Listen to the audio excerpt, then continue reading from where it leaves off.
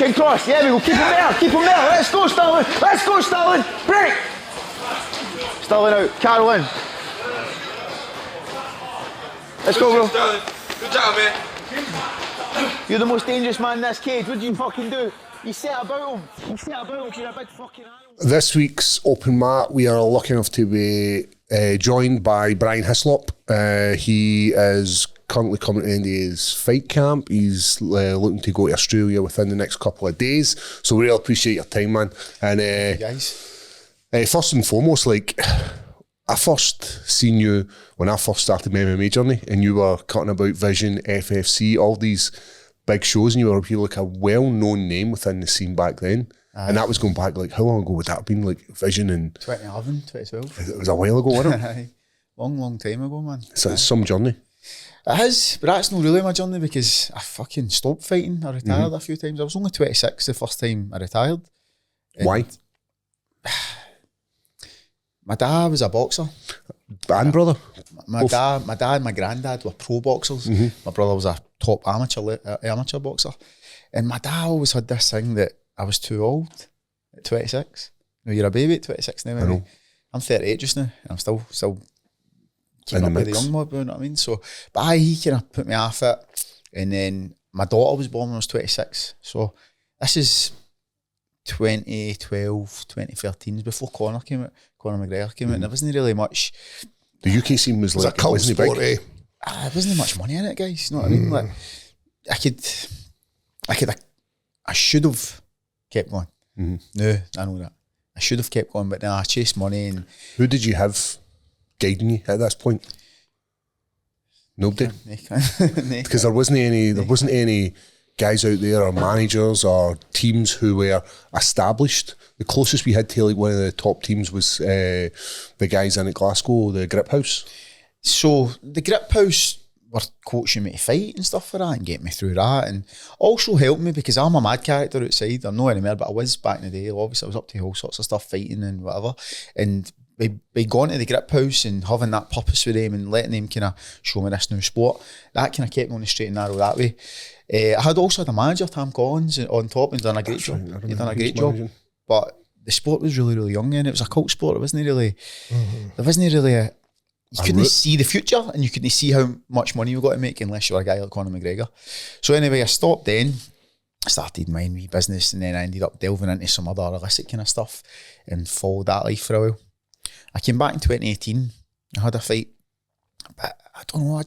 I didn't rehydrate properly. The guy clipped me, and I went out.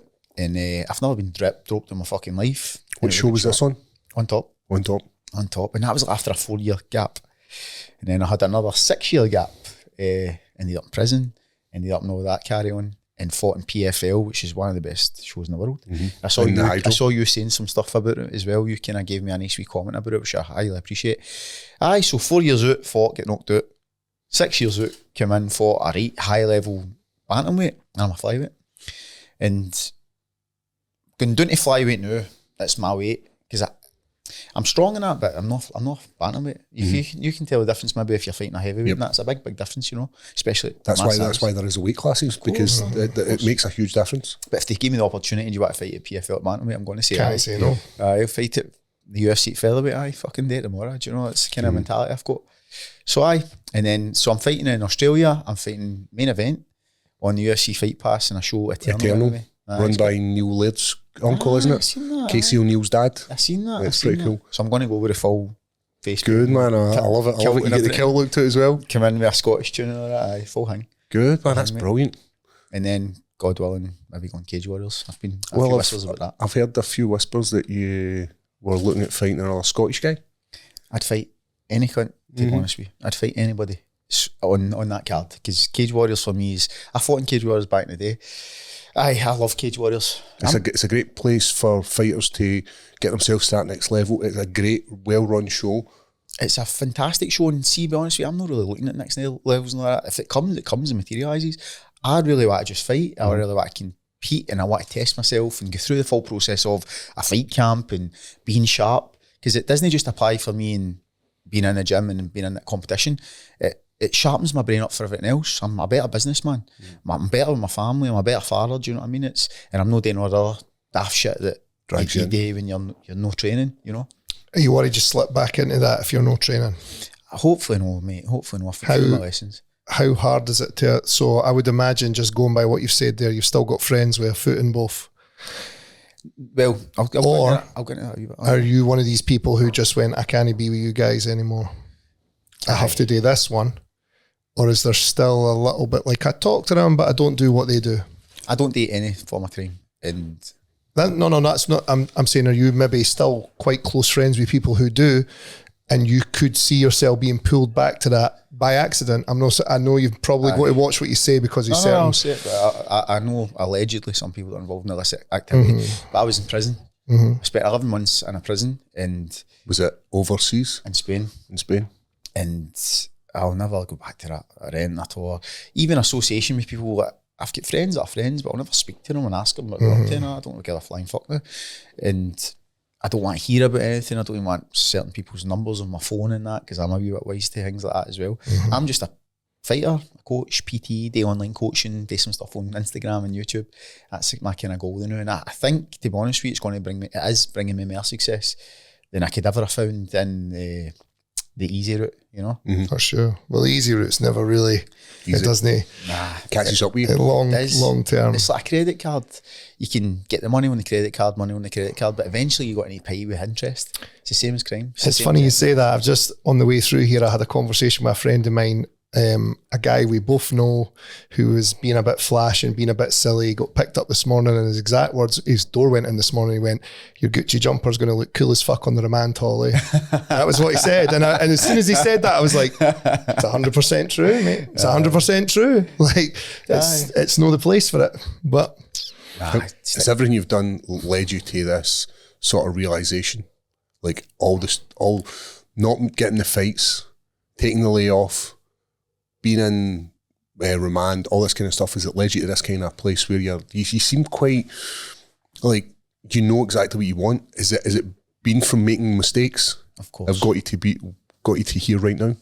We'll speak it on a fight level, where every loss is a lesson. I've went through many losses there, many losses, and I've learned and I've got to know myself and know my surroundings and know my universe and know God as well, because I'm really spiritual, really religious. And I prayed to be in this position when I was 26, 25, 24. I didn't get there when I was 26, 25, 24, but I'm here now. And it's just the way my path turned out. I'd love to have fought in a main card when I was a young kid. I'd love to have fought and doing all these things.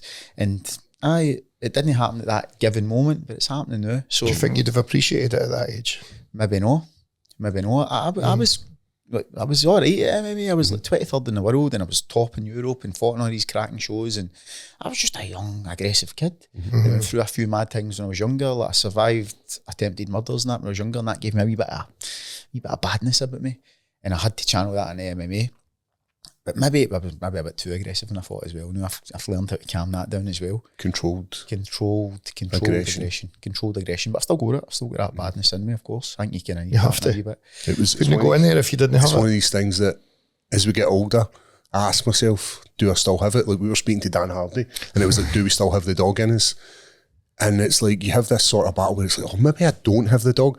But then see when it comes to the days in the gym, where the brings out in you, and you want to win and you don't want to lose, and you're like, that dog's still in there, and he's still in there to protect me. And we joke about all the time having a baby girl, eh? Like, I have a daughter, Paul's 2 daughters, you've daughters, I've got 2 daughters and a son. So see, when you're tucking a wee lassie into her bed at night and reading her a bedtime story, and you think, I mean, you get in the comfort zone then, don't you? But you've still got to be the 2 guys, mate. I think a well-rounded man should be able to do both. You need to be a conqueror as well, don't you? You need For to conquer sure. life as well. And you don't let yourself settle in that comfort zone, because that's where dreams go and die. That's when you become too lazy with your diet, lazy with your interactions with others.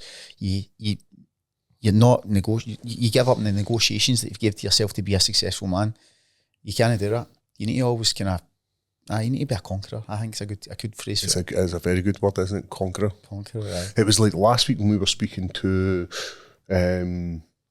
Reese, and he was saying that be careful what you wish for, because it comes with other things. And as you were saying, like when you were 26 and you were wishing for all these, like, I want to be the best fighter, I want to be fighting in these main events, but it also brings other stuff with it as well, doesn't it? Aye, but see, I didn't really know what I wanted when I was 26. I was just in this Does space. anyone but me? Nobody does, you know.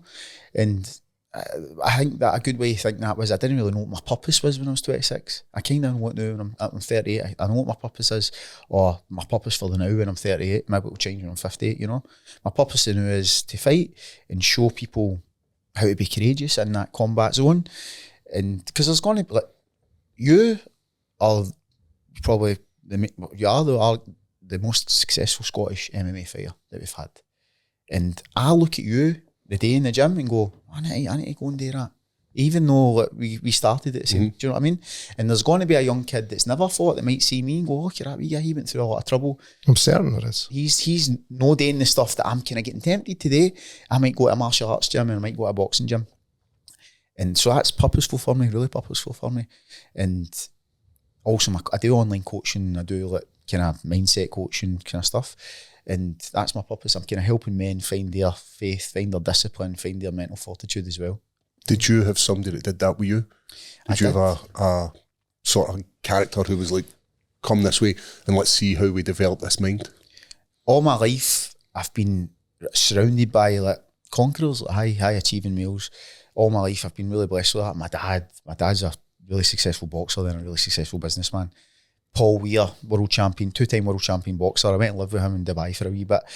I'm just studying off all these people, Robert Whiteford, James Doolan, everybody. And then I ended up in an organisation with Andrew Tate. He's got this online organisation. I learned a lot off all these guys as well. And this is what kind of taught me how to do like social media and that kind of stuff. And I'm constantly learning. And I'm teaching the same stuff. Passing on to the next generation. But usually most of the guys I work with are older than me. They're entrepreneurs or businessmen that want to learn. It's not fighting I'm teaching them. It's fight specific mindset stuff. You know, like how to be disciplined, how to be fortified, how to deal with confrontation more. Because if you're a high flying entrepreneur, you might not have dealt with confrontation in your life by going through a fight or whatever. And I teach them how to kind of deal with some of the things that I've learned for that, some of the aspects of that. And it does enhance their business, so I've been told. Are you conscious of your age? What do you mean by that? A few times you've mentioned they're older than me. You've said 26 to 38. Just a couple of times you've mentioned your own age. Do you feel like you should be further on than you are? Nah, that's an ego thing. There's nothing wrong with a sort of ethical ego. I don't think any that has that is the problem. I don't think for them. But for I just mean for you personally. I don't believe in ego. I think ego means edging God out. When you focus more on the ego, you're focusing on the self. I'm more focused on whatever energy that's brought me here, and I'm happy and I'm blessed and I'm super grateful for the position that I'm in. Right here and now. Of course, man. So that's all we've got. Right. If I start worrying about the future or the past or what I've done, then I'm not really living up to the moment. The moment's a gift. Present. That's quite a good way of putting it. I like that. I'm just breaking that down there. You're right, because it is one of these things that we've spoke about a long time. Everybody hits that age of 35 in the world of UFC, and it becomes a bit of a weight, and a lot of people crumble under it. But now you're just kicking back up your MMA career, and as you're coming to the latter ends, if we would say the latter end of being an MMA fighter. Oh, definitely. But to be honest with you, man, I'm training with guys the day at 23. And I don't feel any slower, to be honest with you. Nothing to say off them because they're fantastic fighters. I don't feel any slower. I don't drink. I don't take drugs. I eat really well. I'm conscious of my age in that way. I'm looking after my body and I'm looking after myself. I meditate. I pray. I'm conscious of it that way. It's a health perspective rather than I don't give a flying fuck about what position I would have been in. And that's irrelevant to me. That's a different parallel universe that I'm not existing in. It can be hard to not think like that though. Not for me. No. Not for me, mate. Easy. I wake up in the morning and I pray to God for the opportunity to live another day. I've not got time to think about anything else apart from that. I've got this day, I've got my tasks, I need to go and train, I need to look after my family, I need to look after my wife, I need to go and make my stance in the world. All this, what would have been and could have been and that's just irrelevant brain clutter that I don't need. I don't take on Tough though. It's tough to filter that out for some people. You seem as if I'm having bother with it now. Nah, well, I'm struggling with it now. my best advice would be to just practice gratitude. Practice gratitude the first thing you do when you wake up. Practice gratitude. I do it in my certain way. You don't need to specifically do it my way. There's millions of ways of doing it. Meditate or get a book down and write, I'm so grateful for my position in life or my family, whatever it is. Aye. And then if you're grateful for that given moment and that first thing you do in the morning, that'll lead on you all through your day. So I didn't think you were 38. I had it in my head you were younger than that. I look young. You look younger than young. 38, I think. But I'm 36 in a week, and it's it was on my 35th birthday. I had the fight where I got the cut and the fight got stopped, and I can't stop going, see if I'd won that one and won and then went on and won the next. I had the 2 back-to-back good wins there, and I fucking would be in a better position than I'm in now. But see, trying not to do that, it's fucking hard. But why don't you just go and compete again and do it again? You're 100% right. But it's I don't know, it's just a very nagging... Yeah, that's just as I say. It's a waste of time. It's a complete waste of time because there's nothing I can do about it. It's the ego controlling you. And it's annoying, mate. It's annoying because I was winning the fight. And then I got it taken off me and I'm like, what for? Why'd I get that taken away? And it bothers me. But again, it's just nice to see somebody with a much better... That's why I enjoy these type of conversations so much, especially people who can be quite open. They can be very brutally honest and frank and maybe even tell, like, I don't doubt for a second you're the type of person who'll tell people things they didn't want to hear. 100%. I was looking at the Sean Strickland's coach this morning, being quite blunt and saying, if he just wants to chase money, that's cool, but I want to train world champions, so we need to have a conversation. And for me, that's somebody who's actually your friend, who can turn around and say, if you just want to fight for money, Sean, that's fine, but you're going to have to go and train somewhere else. He's actually somebody who's bothered about you, as opposed to somebody just telling you what you want to hear, which probably a lot of the online coaching world is. So you'll see that as well, quite a lot, telling people what they want to hear and just taking that direct debit off them every month, eh? Probably there is a lot of them, but I've also had coaches that I've paid for as well, gave money to, that have been really brutally honest with me. That made me really look at myself in the mirror and go, fuck, he's right. Aye. And I'm also lucky as well that I'm friendly with Robert Whiteford. He's like that with me. He's like, he takes me on, he's like a big brother to me, basically, right? And he's super brutally honest with me. Even the fact that I think he's been too brutally honest with me. Chris will be like that with you too. Chris. Longer. Oh, yeah, cool. Yeah, I've not really spoke to him about that kind of stuff yet. But I've got people in my life, my dad's like that as well, like, brutally honest. That's the way I am, and that's the way I speak to people. I'll be that with my son. Like, my son's 3 and goes to wrestling, and the class is for 5 and up. So I messaged the wrestling coach, Glasgow Wrestling, what an amazing place, to be honest with you. I want to give them a shout out. So I messaged the coach and said, my son's 3, can he join the gym, the class? And he says, no, he's too young. But he must have looked at my profile and seen that I fought. So my wee son's getting in this gym and fucking loving it. But then a few times he wasn't want to go and crying and that. He's 3 years old. I was just making him go. And then he had a fight with a 5-year-old and won with a pin. And I think like that wee tiny lesson that I'm teaching him is, don't give up. You don't like it today, fuck it. Fuck your feelings, go and fucking do what's necessary. And hopefully, God willing, he'll take that on when he's 30, 40, when he really needs that lesson. Oh, I can guarantee you will, because my son is the same. I remember he'd have a bad day in jiu-jitsu when he was a small boy and no speak on the way home. Just no talk. Look at the window, whole drive home. I'm like, we're back in a few days. We'll be back in a couple of days. It's fine. You can put it right then. I will. And that's how you cultivate it. And it has to be shite the first few times. They have to go their way. It has to be bad. It has to, I think it has to almost go to the point where they didn't want to go anymore. Because I never started to find that type of training until I was a man. I was like, if I never wanted to do something when I was little, I didn't have to. Could have just gave up anything. Nobody was going to go, no, you need to do this. And not only do you need to do this, here is why. Like, I think that's huge. And having that as a boy, going into a teenager, going into a man is essential. I think the opposite of that, we end up with no very good, no very nice young men. Aye. Is my thoughts. I totally agree with it. I think martial arts shouldn't be an accessory to your life. It should be part of your life for every young man. Wrestling's great. We don't have like massive wrestling in the UK, but you see it in America. They've got it in school and stuff like that. If you're tiny. We're lucky in Britain. We invented boxing. Britain and Ireland invented boxing, didn't we? So we've got boxing gyms in every single town and community. I grew up a boxer. My dad was a boxer. I never had the time to fuck about. I had to do it right. I had to do it correct. And I was also in gyms with like world champions when I was a wee boy because my dad's association with them. I couldn't fuck about when I was younger. And I learned all the lessons when I was like 13, 14, 15. And I'm super grateful for that. Maybe that's that wee thing that can allow me to come back at 38 and continue to fight. You know what I mean? I do. Quite a good one with my son. So he's met Paul loads of times. He's met loads of high-level fighters loads of times. So he just meets it and I'll go, this is Brian, he's a fighter as well. Oh, cool. Like everyone he meets, he just thinks it's perfectly normal that men fight in a cage. My daughter as well. Just like, oh, does he do it? Does that guy do it as well? A friend of yours, he does MMA too. Like they just think this is totally normal. Going to the gym is totally normal. Fighting people is normal. Like not being disrespected by people and maybe having to do something about it is totally normal.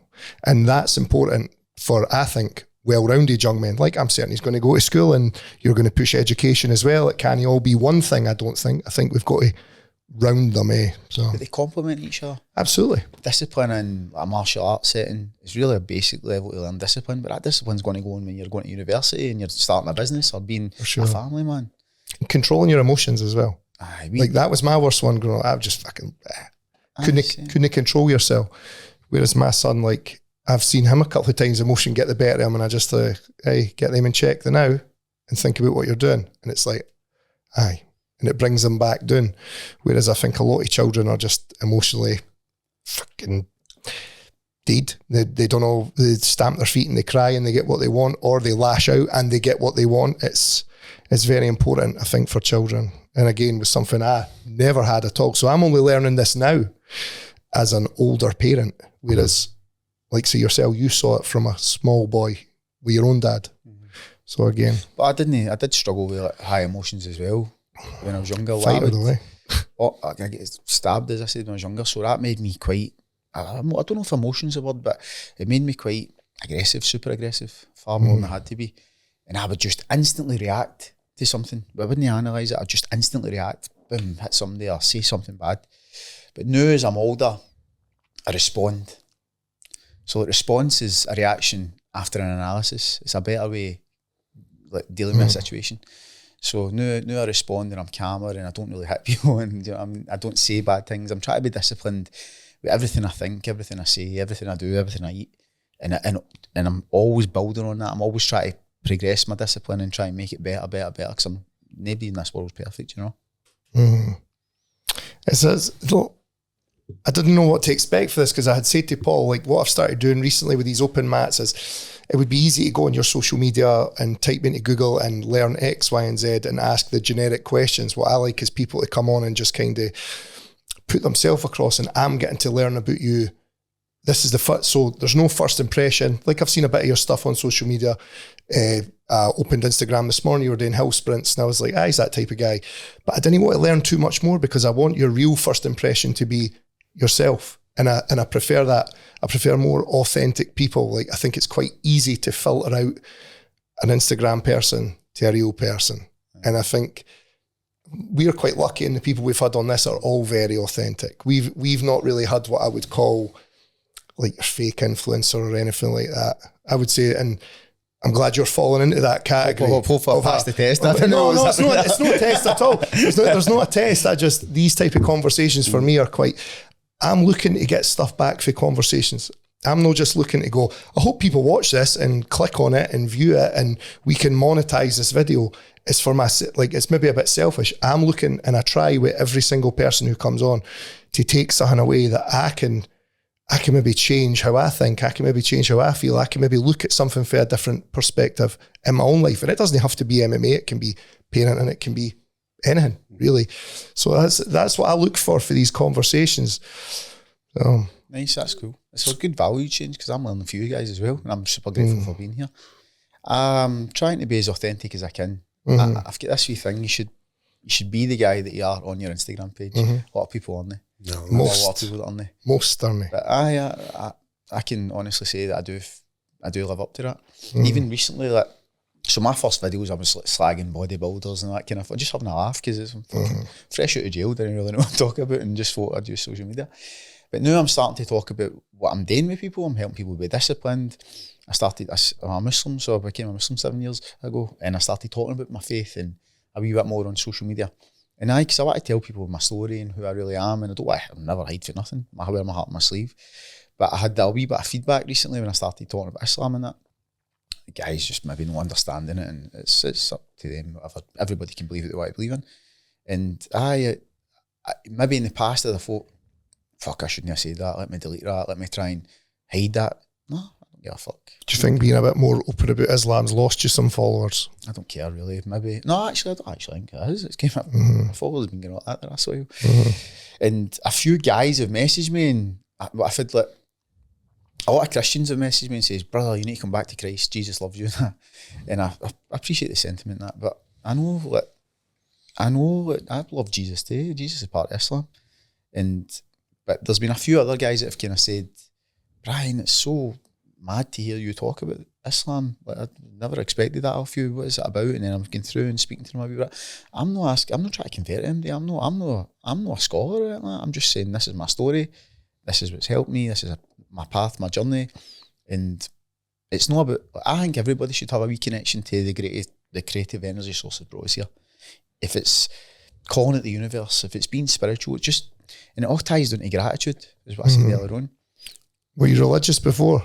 I was a wee bit. I grew up in a Catholic school and all that stuff, and I've no problem with that. I think it's a fantastic. Every path to God is beautiful, but I kind of lost my way a wee bit, and then walked into a mosque, and I decided I like it. Why did you walk into a mosque? What was the draw to bring you to be an Muslim? A Muslim. I don't know, mate. I didn't have any Muslim mates. Didn't have a community. Didn't know any Muslims, and I'd always followed Muhammad Ali and his story, and I just maybe read it in a few books, and that's quite interesting. I went through a really bad period, so I was like doing illegal stuff, and my soul was finding success, maybe with money in my pocket, but my soul was like in turmoil, and I just lost. I was in a bad way.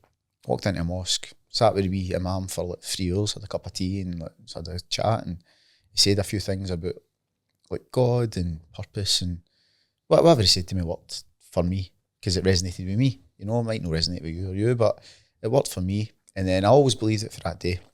But the practice of Islam is quite difficult. You know, you need to fast for Ramadan 30 consecutive days and that. And it was really, really hard for me. And it was too hard for me that I stopped doing it a few times. And I thought, my ego was, I don't need that, it's no good. And funny enough, man, because I don't know, it was weird.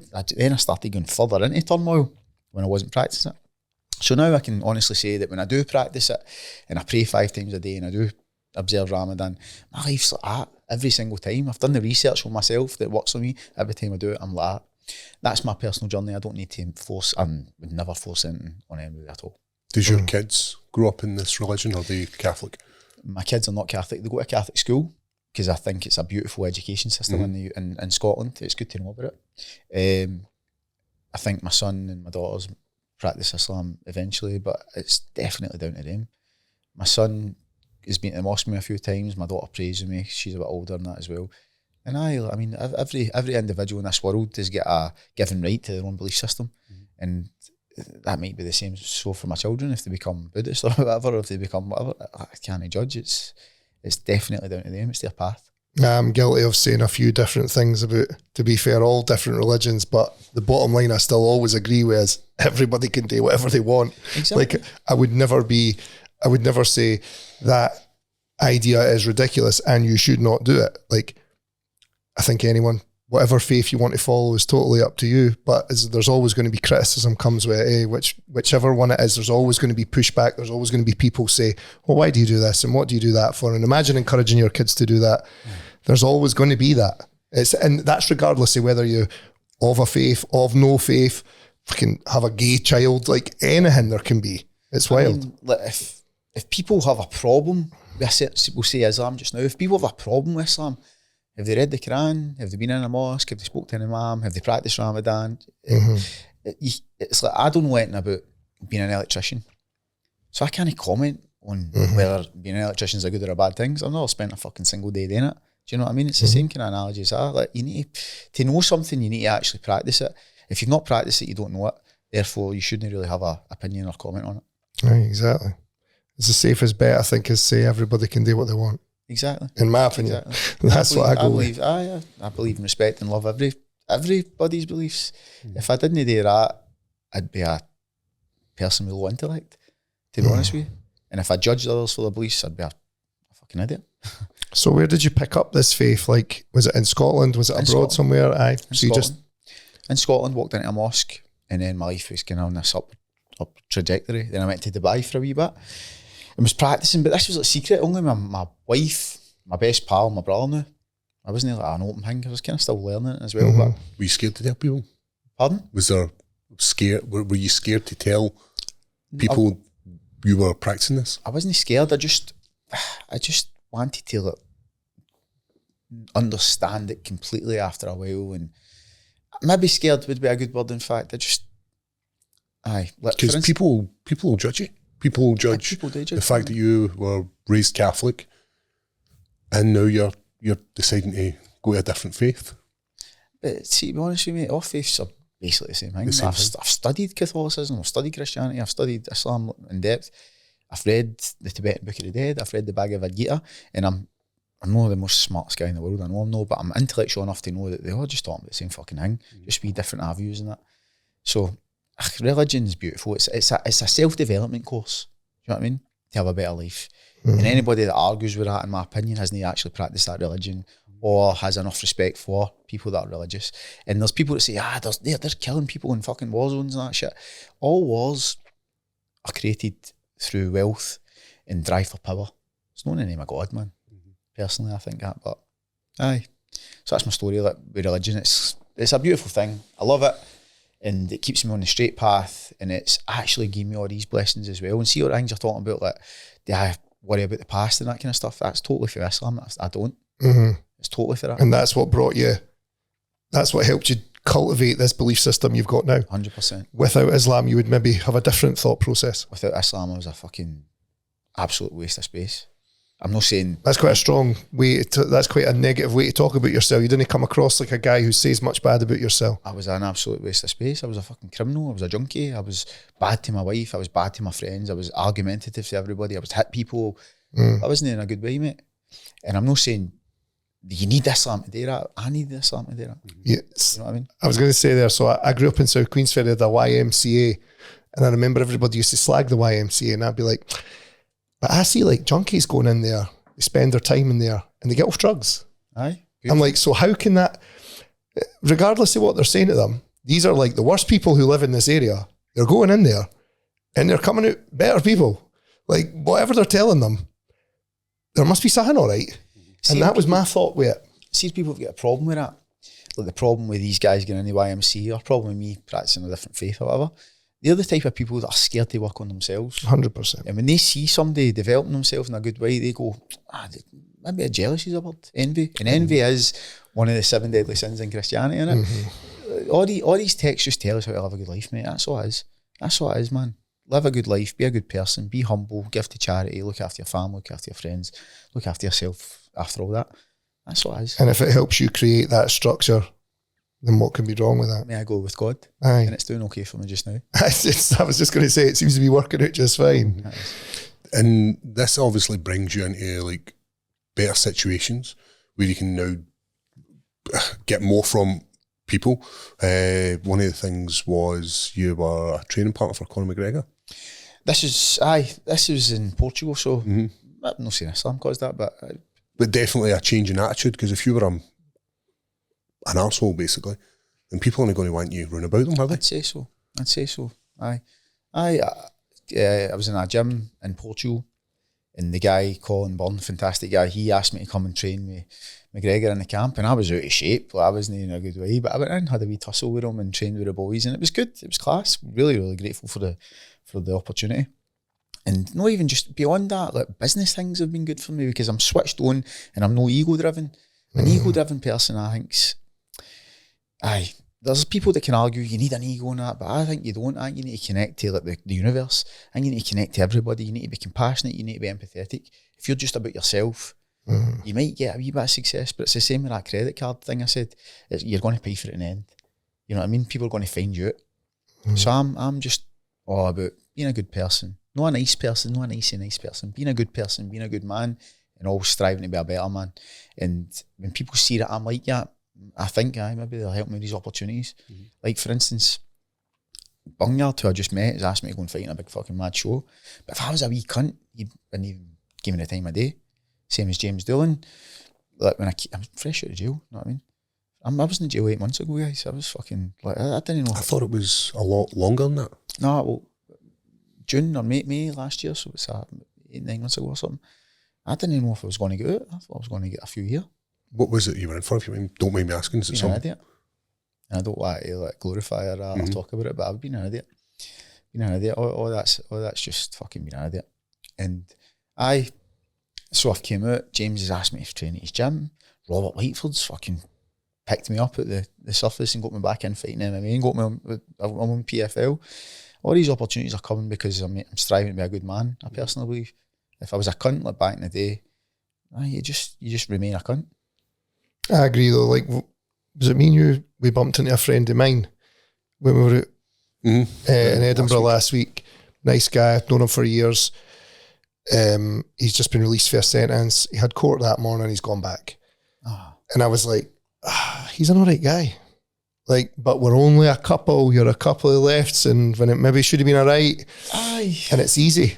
It can happen fast. And I think people, a big thing with people who either aren't around people like that or don't have friends like that or haven't been in the situation themselves, it's very easy to go, well, if you're there, you deserve to be there. And I'm like, what he did, he definitely deserved to be there. But it's easy to just keep falling into it, keep tripping yourself up. Like he got caught with SIM cards and that's why he was back up in court. Like, that's 6 months for a SIM card.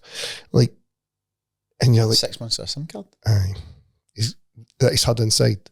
So he's got caught, and that's what they're giving you 6 months now. You get caught with SIM, you come back for 6 months. And he's like, but the time I was getting on the phone wasn't enough. Want to speak to my kids, mate? Aye. What am I met today? And you're like, I do see it for both sides, but it's just, I think people don't realise how easy it is, especially once you get nailed once, how easy it, and you'll be aware how easy it is to fall back in, and before you know it, you're back, and you're here again for however long, having your time wasted, because it's a waste of your time. I'm sure you'll be the first to point that out. There's very little positive comes from it. I can't need to argue with that, man. You do? It was probably the most transformative thing that's ever happened to me. Aye. And I'm super grateful for it. Mm-hmm. It was a beautiful time. Do you know what I mean? It was a beautiful genesis or regeneration of my life, and I can't say that it's not been a great thing for me. Had you already found Islam before you went to prison? Aye. Right. Aye, before. So do you think that helped? Aye, because it actually helped me like to connect a bit more with other Muslims, because I'm in this wing with 200 criminals, and half of them are Muslims. Mm-hmm. And I started to obviously resonate with them because I knew Islam, and learned Arabic, learned how to speak a bit Arabic, I learned a lot more about it, you know what I mean? And I never really had that community. Whereabout were you? In Scotland? Malaga. Malaga, oh right. And there's obviously a lot of North Africans in Malaga. Mm-hmm. And to be honest with you, it is a waste of time, and your family struggles, and you're going through all this hell, and physically it's terrible.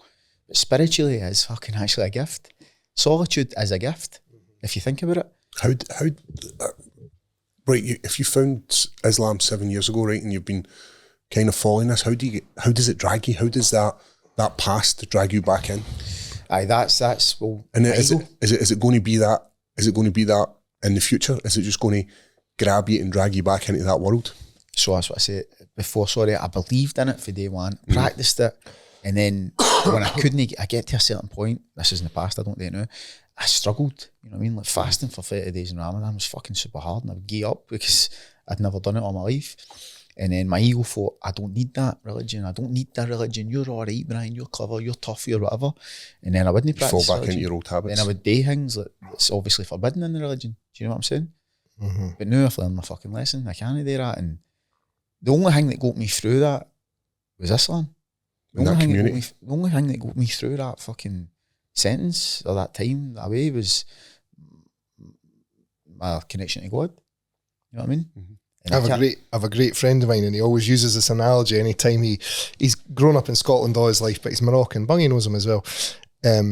He always says, am I a good man or am I a good Muslim, or are they just both connected? And that's how he stops himself falling off. Like, I'm no fasting, mate.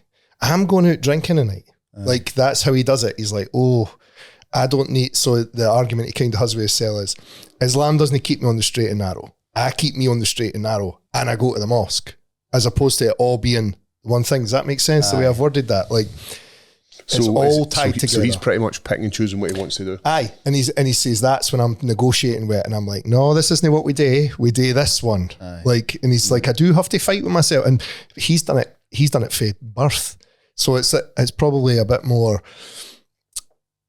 It makes it easier for you to go, sometimes you are maybe going to have moments where you didn't want to do this. Like you're saying there, like, I didn't want to fast for 30 days. Aye. Of course you didn't. Who does, mate? I don't want to go to the gym a day. Exactly. But you've got to go, mate. I have 2 young fucking hungry fighters a day. I don't want to, I'm not eating a lot of food now, mate. I want to go and fucking eat a big pizza a day. Do you know what I mean? Mm-hmm. So that's mental resilience, isn't it? Mm-hmm. And mental resilience is, for me, tied to my faith, I think, because of MD's faith, because it's not just about the self, it's about the greater reason I'm here. What's my purpose for being here? Is it just to fucking decide whether or not I feel good or bad on a certain day? Or is it today my purpose, which is to fight and show this courageous thing that I'm trying to do or whatever and help people? Well, I can't negate on that. I need to, that's non-negotiable for me. Aye. It's a good way to look at it. I always liked that analogy he used because it always pulled me back. He's like that way it always anchors me to it. Like, it's not that I'd be good regardless of whether I had this or not. And he's like, because I wouldn't be. Like, if I didn't have this, I wouldn't stay. Kind of similar to what you're saying yourself. You might not stay on the straight and narrow without it. No, of course, man. Everybody falls off, and obviously, things happen in my future. You're just a man, mate. Of course, that's man. It. And it's just it's an aligning guide. That's what it is. Same as Christianity, same as all these things. It's an aligning guide. If you stick closer to that straight path, your life's good. I've researched that a lot. I've tried to know that, and my life's went to shit. So I can comfortably say, I don't care about people judging me now, because I do really believe in it. Mm-hmm. Like really, really, really believe in it, you know. And I recommend everybody finds a connection to God or a connection to faith. But that's another thing as well. I'm not just a mad faith guy, a mad fucking Quran basher or Bible basher or whatever kind of thing. That's not really my only character, but it is a fundamental part of my life. And I'm not scared to say that to anybody. And it's guiding you on that this path that's taking you to obviously Australia, fighting in a big show. I was in a film, in a movie a few months ago. I'm all these what mad film things. was it? Can you tell us? It's I got a film Fever by director Gary Fraser for Edinburgh. I know Gary. Prison and that. Aye, fucking great guy, isn't he? It's just we opportunities are coming in my life now because I'm a good person. That's all. I don't really know why, but that's what it is. Mm-hmm. And with every down, you get an equal up. But I'm going to obviously get down at one point in the future as well. You know what I mean? And I'm patient enough now to understand that it's not going to wreck me. You know, I'm mentally resilient enough to get through it. And how's your preparation for your up and coming bout? So I was meant to fight that Saturday there. Where were you? In Goliath against a guy Kev Lobban. I remember Kev Lobban from back in the day. But he pulled out fucking days before the fight and I couldn't get a replacement. And then this is how the fight with Australia came about, because I was speaking to Bunga about it and he went, I'll try and get you a fight, and he's organised it. And that's just another wee test for God, that. But I was training for this fight with Kev Lobban for months. So I'm in shape, you know what I mean? Mm-hmm. Actually, I done ready to pull the trigger, That's the thing. I'm ready to rock, and it's just more prep time for me. But also, this kid I'm fighting, black belt, hard hitting southpaw, knocks everybody out. He's fought in Dana White Contender Series. It's a lot harder fucking fight than Kev Lobban. No offence to Kev Lobban or that, but you know what I mean? Standards are levels and that. Mm-hmm. And it's driven something at me now. You know what I mean? See, the last few weeks I've just went, okay. There's even less compromise in my brain. There's more motivation. There's more. I know you're saying you don't have that ego, but is that ego coming in now? No. To protect you in that octagon? It's no ego. It's just I'm grateful now that it's a better opportunity. I'm grateful that it's a better opportunity to take on. Better opportunity to fulfill my purpose. Because a victory over somebody that's fought in the Dana White Contender Series, headlining a huge show in Australia, it opens up doors for you. God willing, aye, but we'll see. I'm patient. We need to just see what happens. Mm-hmm. That's tough to do that, mate. I like how you're doing that. I'd find that hard. What's that? I'd be like, get this fight, win this fight, and then think of what could come next. That's tough. You're thinking about the future then. Do you know what that creates? Ego. Anxiety. If you think about the future, you're focused on anxiety. I'm stuck in the present moment. I'm just in this podcast, so grateful to be speaking to you guys. I need to go out, deal with my family after, go to the gym, do a session, go running tonight. I'm going to the Celtic game tonight. I'm not even a football fan, but I'm going to go to the Celtic game. I've been invited. Just grateful for these wee incremental moments, because I was in prison and all I had was time. And I learned how to utilise my time, and I learned how to appreciate time. I'm not worried about the past when I'm in prison, because the past has already happened. Although I'm looking at a ceiling every night, just fucking thinking about every single mistake I made for 36 years. I dealt with the demons in there, you know what I mean? And obviously I didn't know when I was going to be free. So I cut off that attachment to the future. So even this, I don't have an attachment to the future, because the future's never written. There's future's written, but I don't know what it is. You know? Could I fight in fucking PFL again? Could I fight in UFC? Wow, it'd be fucking fantastic. I'm not going to fucking know until it happens. That I would struggle to do that. I would find that hard. Like, you might, and how have you managed to work on that? Because there would have been a time you thought that way. Well, that's what I'm saying. Practicing gratitude every day, every moment, 5 times a day I do it. And Ramadan as well, a great gratifying thing in my life, because like, you're not eating and drinking all day, and then you take a wee sip of water and you're like, wow, it's like the best thing in the world, you know. But that wee thing, all that's learned me, and then obviously being so grateful that I'm fucking released for that nightmare I was in last year. So every day is a blessing to me, every instance is a blessing to me. And Malaga's a rough place to be, yeah. To be honest, I've been in jail in Scotland before, and a young offenders, and that was horrible, because you're in 23 hours a day and you're fucking in with mad neds and that. I can speak fluent Spanish, speak Portuguese. I go on well with everybody. I'm out my cell every day. I get the key to the gym, and it wasn't really that hard physically. Like there, it was quite cool. The stress of my family and all the shit they had to go through, unfortunately, was hard. But it wasn't. You're in the sunshine, get a wee tan and that. That's true. It wasn't that bad. Looking on the bright side of life of being in jail, I love it.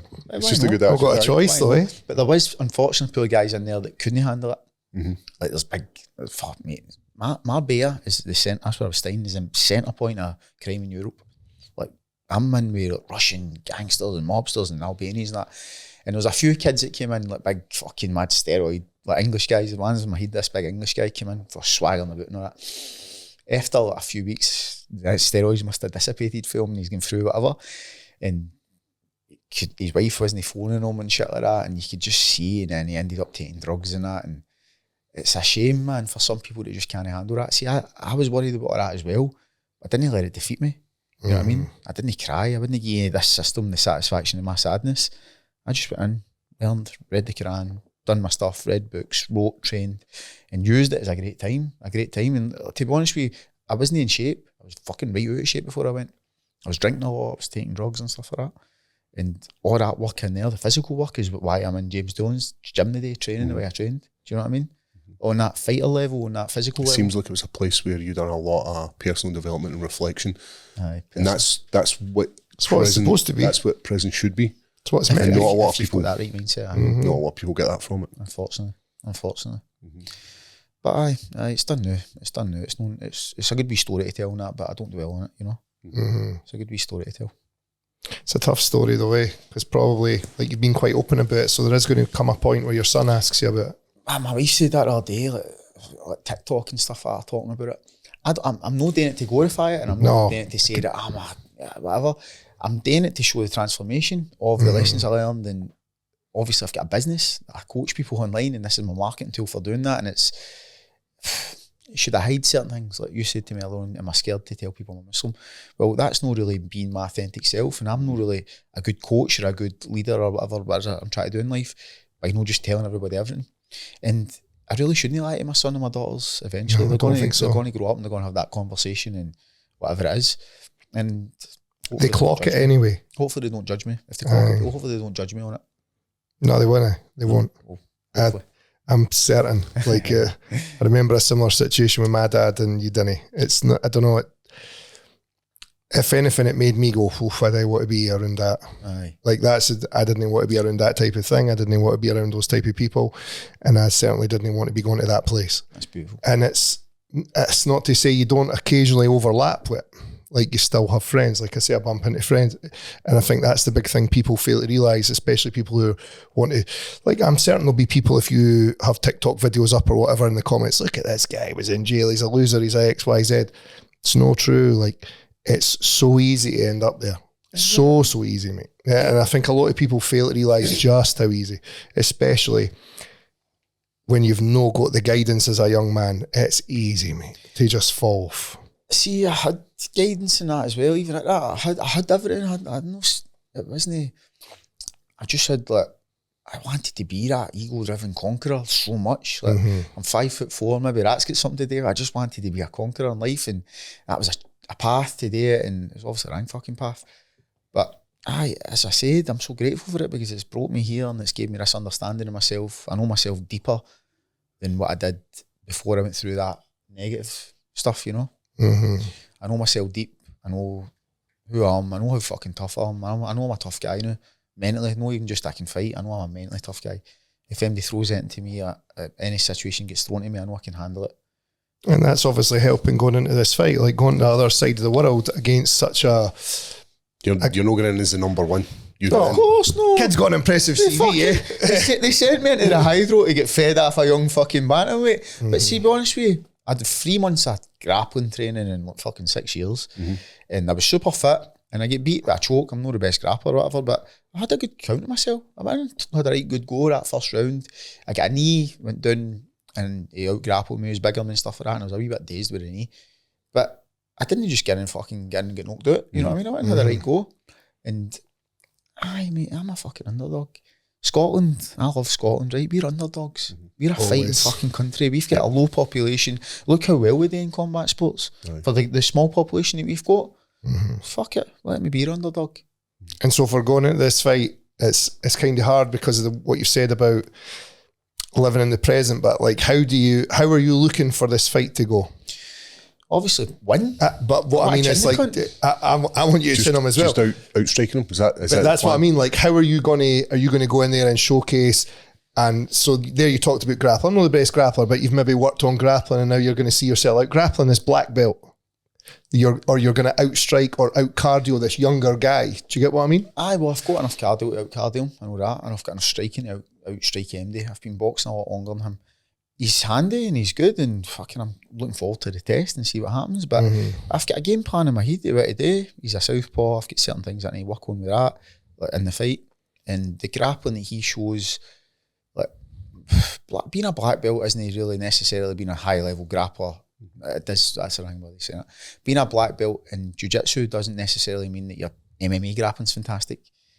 There is like different systems, I think, and I focus on MMA grappling, and we'll just see who's got the most will that day. If I can will the win, which I'm fucking definitely planning on fucking doing, I win.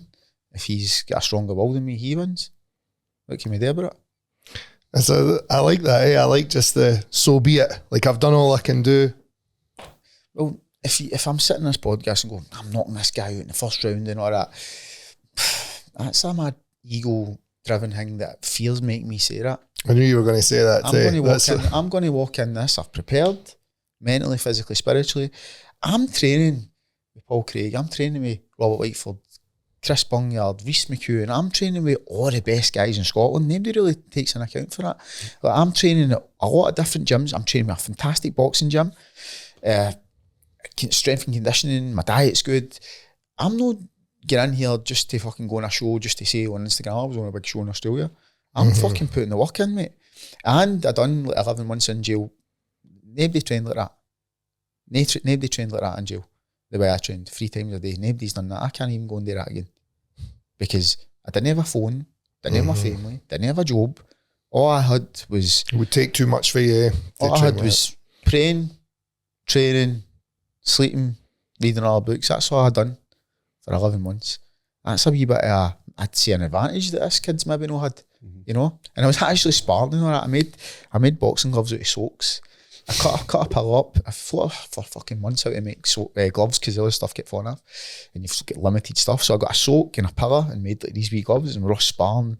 And a kid that I'd known for years, I'd known him for about 20 odd years for Liverpool, he ended up coming in, and I didn't know he practiced jiu-jitsu. He was a brown belt, a bit bigger than me and that, so I was grappling with him and all that. No, like fucking good, but I was still active. And when I was in Portugal, I was training in that gym. When I was in Marbella, I was coaching as well and doing a bit of stuff. So I'll see. God willing, I take the victory. When did you go? Tuesday, I think. So this will come out Friday. Ooh, when will this come out? Don't know yet. We'll have to schedule this one. We can. Jim all still to go out and then Everything training in Brian. Oh, nice. How many weeks to your fights? 2? No, I'm fighting a week on Saturday. A week on Saturday? Saturday, mate, aye. Right, aye.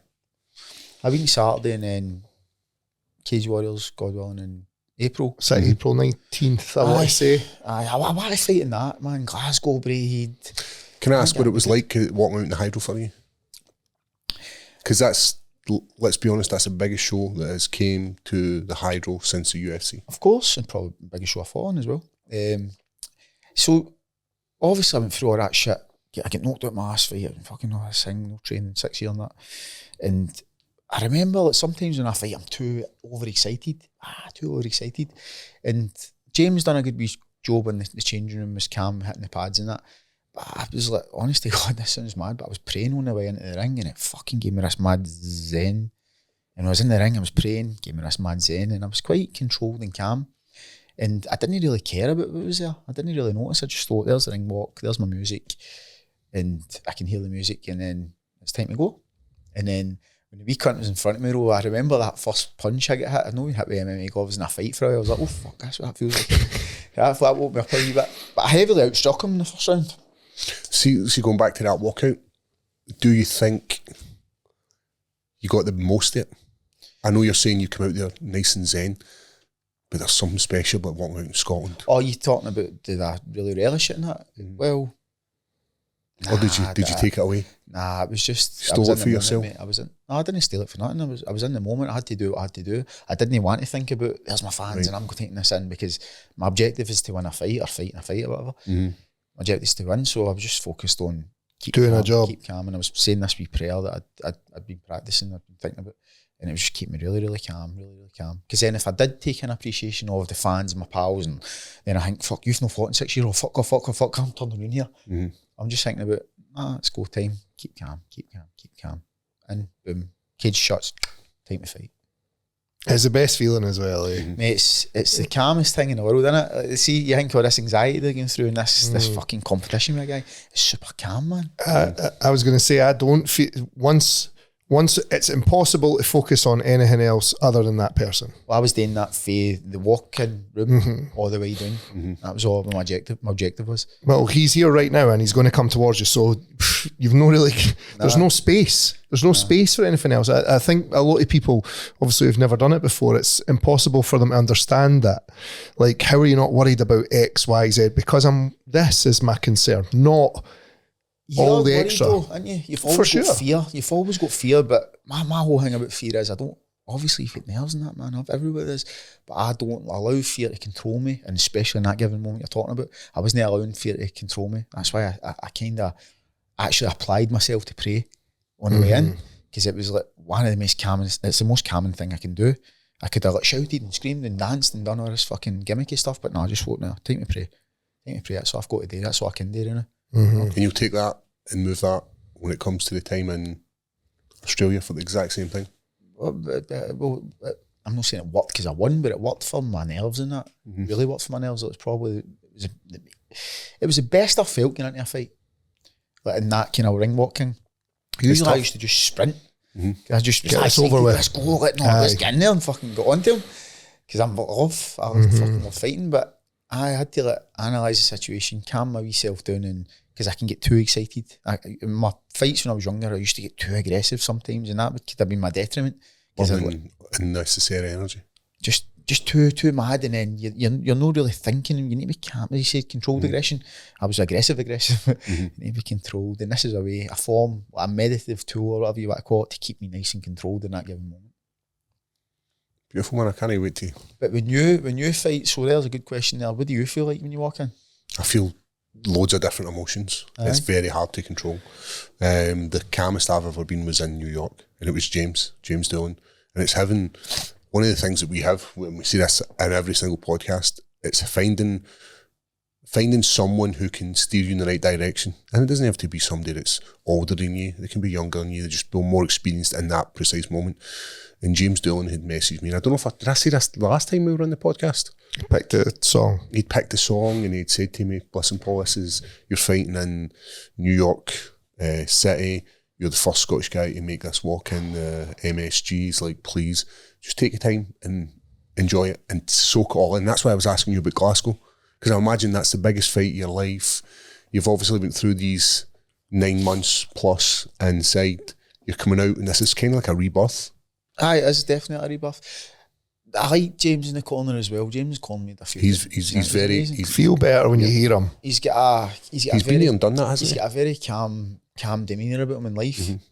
And when the day before the fight, because I was running about the high level guys a lot, he said to me something like, "You know how to fight. Just gonna have fun."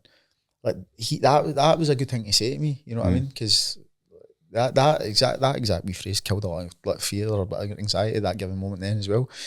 But when was that the fight that you were speaking, he says, I should just be having fun all the time now. That's the kind of way I felt as well, because I'm just happy. I'm just grateful. He tapped into something right that hadn't been tapped in yet. You're grateful for that moment. Yep. So you're not allowing fear to control you. It's just fun. It's just a spar. It's just a fight. What's the worst going to happen? Thousands of, exactly. That's what I keep trying to argue with your man about. It's fucking, I'm agreeing with you. That's the thing, but it's convincing myself is hard. I've been knocked out.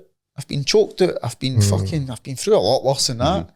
What's some wee daft Australian cunt got to do to me? I know. Really? Do you know what I mean?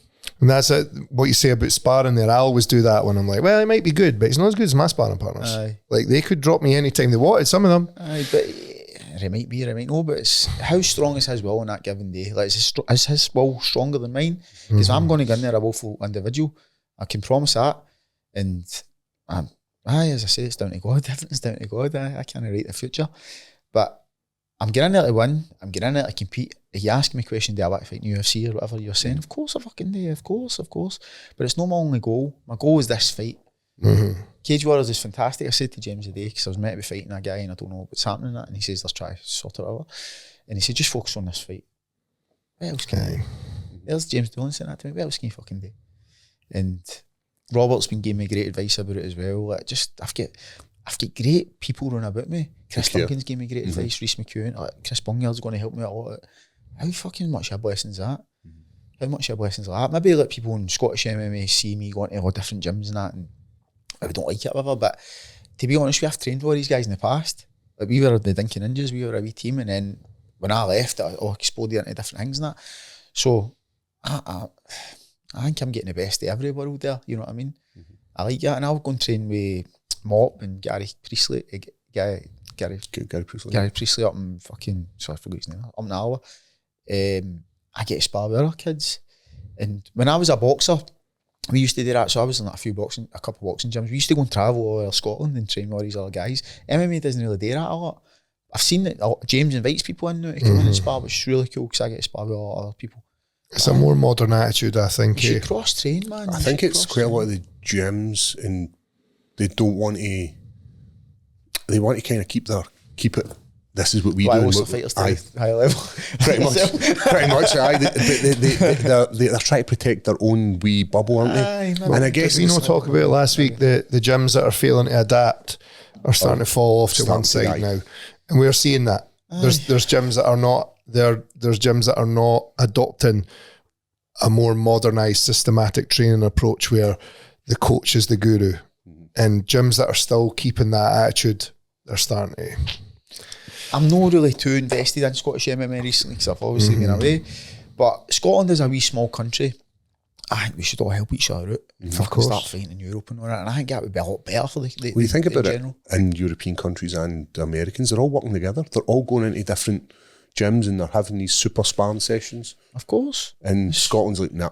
And then, as you're saying, James Dillon's doing this and he's bringing these people in here, and then you're getting different bodies, you're getting different looks. You're something that works with Paul Craig isn't going to work with Sean Clancy. So you're having these different bodies and you're going to have to adapt in that moment. It's more problem solving for you, isn't it? James said this the other day, and Chris Duncan said it in your podcast as well. It's all problem solving. See that way you're thinking about it is, if you can make the problems harder, you become a better problem solver. So if I'm training, there's a lot of bantamweights. I'm a flyweight, but there's a lot of bantamweights I've trained with recently, and I've went with every type of shape and style and stance and that.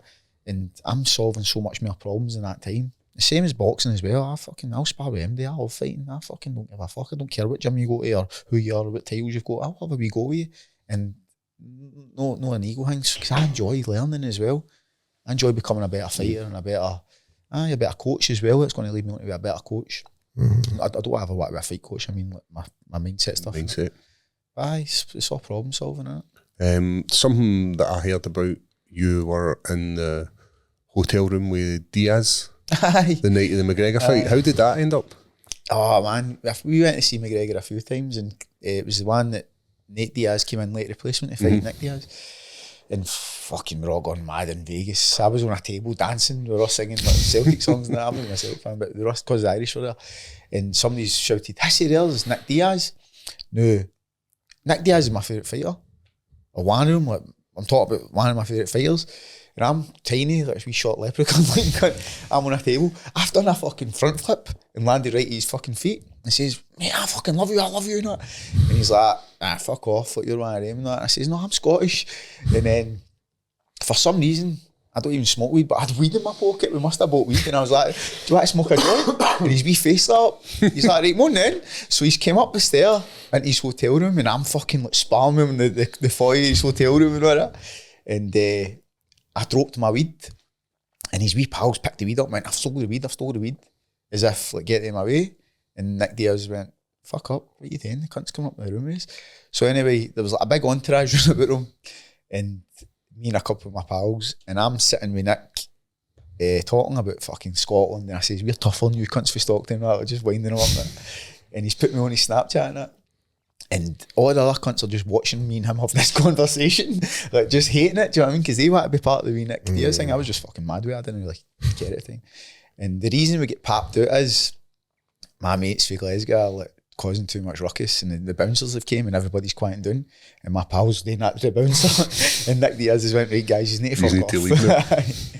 But he's actually a really cool guy, man. I don't know if he's going through some hard kind of stuff now or whatever. Has he got a bit of CT on the go? Is that what the issue is? I don't know if I've seen he's kind of he's in rehab or that. He was in a rehab facility or something like that, I think. Didn't know that. I don't. I mean, it's no. I'm not trying to gossip about that. I just heard that. But I think he was partying a wee bit in that. Maybe I don't know, mate. I love the cunt. I think he's a good guy, really good guy. When I was younger, it was like BJ Penn and Nick Diaz and that I watched. But I'm not really a MMA fan. I don't watch the UFC.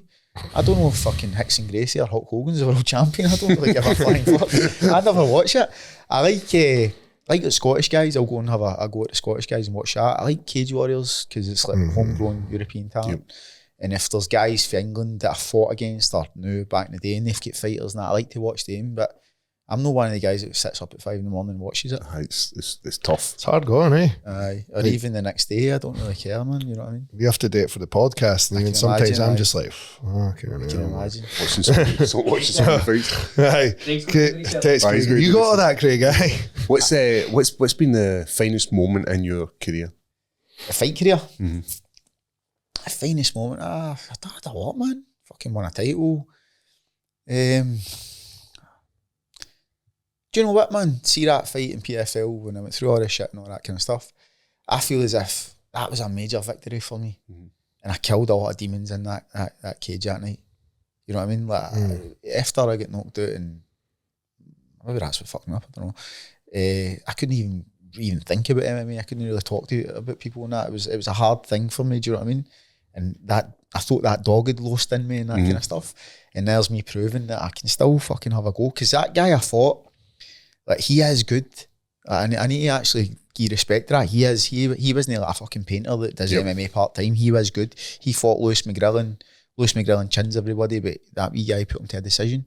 And Matis Sarakos, really good fighter. So I even fighting a really kind of high-level guy, and the position I was in, I take that as a victory. So I enjoyed that, mate. I really enjoyed that. That's your moment. I really enjoy it. I'm not saying it's my moment, but it's the one that stands out to me now that I feel good about it, man. I feel really good about it. So are the guys who are watching this able to watch Eternal? Is there a stream? Have you got a UK stream?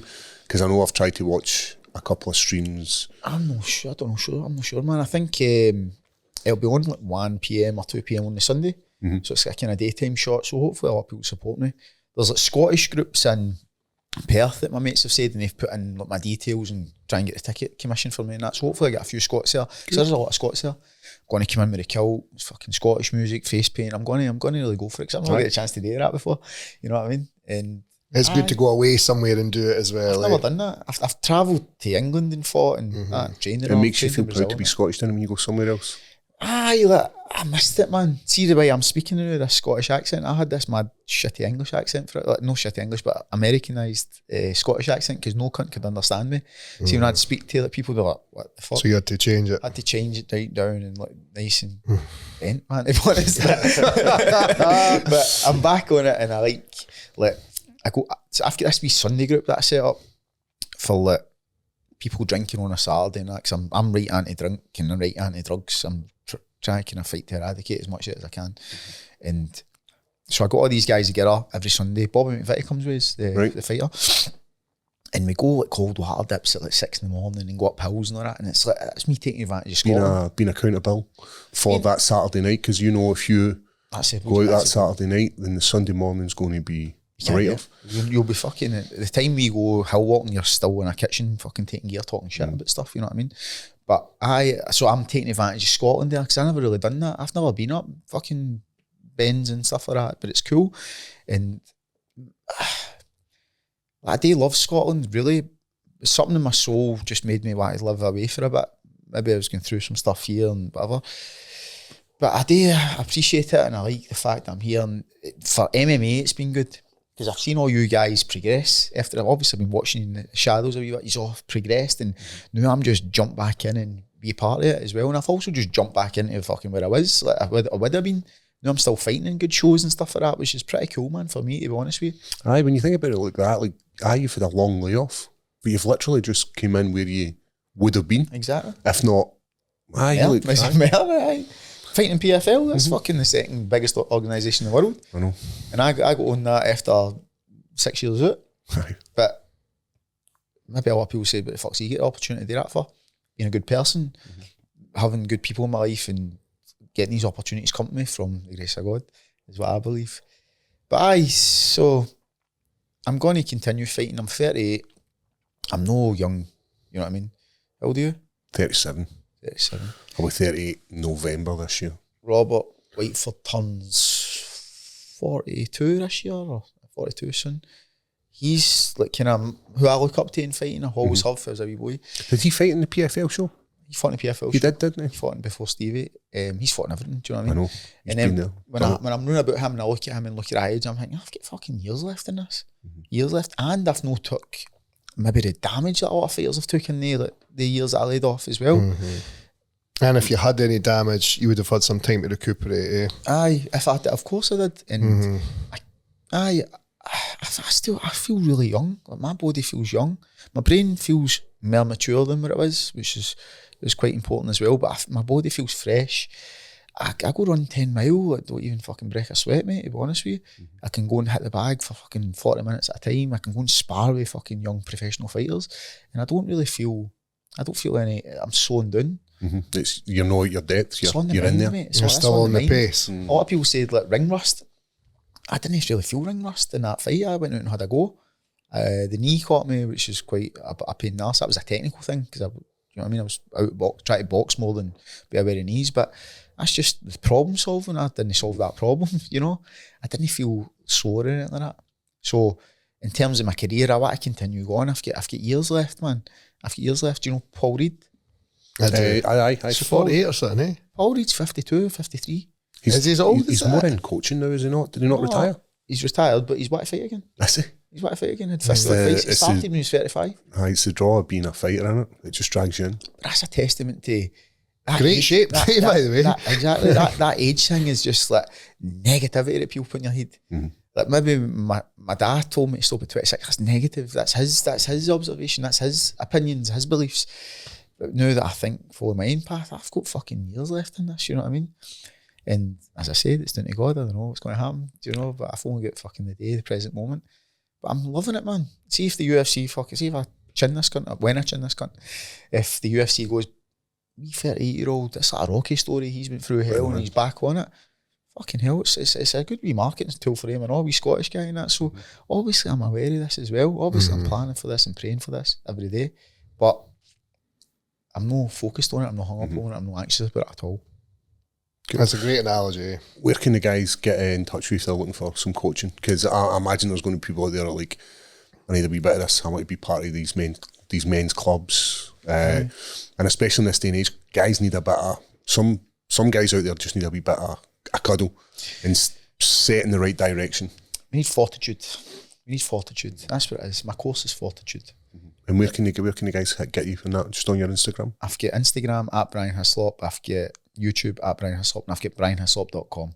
If you write into brianhyslop.com, send your details. I'll return back to you and we'll get you to work. We'll file the links in the bio. Thank you, man. Appreciate it. Do you have any sponsors that? Are you looking for sponsors? Because obviously we say this, it helps in this sport. I've got a few sponsors. I should shout them out there. Aye, give them a shout. Can I get here the now? I'm going to say. I've got AMS Global Limited. I've got Militant Fightwear. If there's fucking 10 people trying to say there, I need to just write them all down. What are you saying? We'll make it look smooth, don't worry. Militant, they've been pushing a lot and helping a lot of the local fighters. What's this called? And I'm sponsored by DVB Fireplaces. So, and maybe me. If you want to sponsor me, get your fucking money out. I'm a good marketer. Aye. I'm not scared to fucking talk on Instagram. You're going to see that. Aye. And I'm so grateful for the people who sponsor me, and that's because like MMA doesn't pay a lot of money. You know what I mean? I do make money coaching, obviously, but when I'm focused on my objective of fighting, I can't do as much coaching in that. I do also do a wee bit of PTing in that, but I'm stopping that a bit more to focus on online coaching. Yep. I want to, when we start a wee movement, mate, I want to get people to be mentally fortified or physically fortified or spiritually fortified, and I think it's something that a lot of people don't really talk about. How many wee white guys do you know talk about fucking God or that as much, you know what I mean, or Islam or whatever? There's not really a lot of them. It's quite shocking, and hopefully that might spark something in somebody to go, yeah man, I might go and read the Bible, I might go and start praying, I might, even if it's not like a structured religion, I might just start fucking practicing gratitude. It's all about gratitude. Well, like you say, even at the start of it, you yourself were kind of almost secretive about it. You weren't very open about it, because that's a culture in this country. I can inspire somebody to fucking find some form of God, because were you an RE teacher back in the day? Somebody said that to me earlier on. Scotland, like when I was younger, Scotland was I was a Catholic now, but it's like either Catholic or Rangers. Like Celtic, Catholic or Protestant, Celtic or Rangers. It takes away from the actual faith, the foundation of faith is which to be what it is, go and practice and be a good man or whatever. And I think Scotland's, I read a thing that's 54% faithless now, which I don't know if that's an orchestrated form of control to like take away the belief in the institution of marriage, which you kind of see breaking up a little bit more. More people are fulfilled by desires and sins. We see more people fucking watching porn. There's OnlyFans accounts where women are making 8 million a year and all that. That's not right, man. It's not good. I want people to try and go back to the old school principles that have worked for the test of time. I'm not saying follow my path, because my path's relative to me and it's been beautiful, but your own path, everybody's own path is relative to them, and I really have to put out there that it's important that you find it. Beautiful, man. It's been a good podcast. Thank you, man. Really appreciate that. It's taking many different enjoyed that. it's taking guys. many Appreciate different directions, but I guarantee there was somebody out there who you've definitely inspired them. God willing, man. God willing. Listen, I really appreciate it. No worries, guys. Guys will be behind you coming a week on Saturday, and the links will be in the bio, and hit them up if you're looking for any that support, and keep it high. Thank you.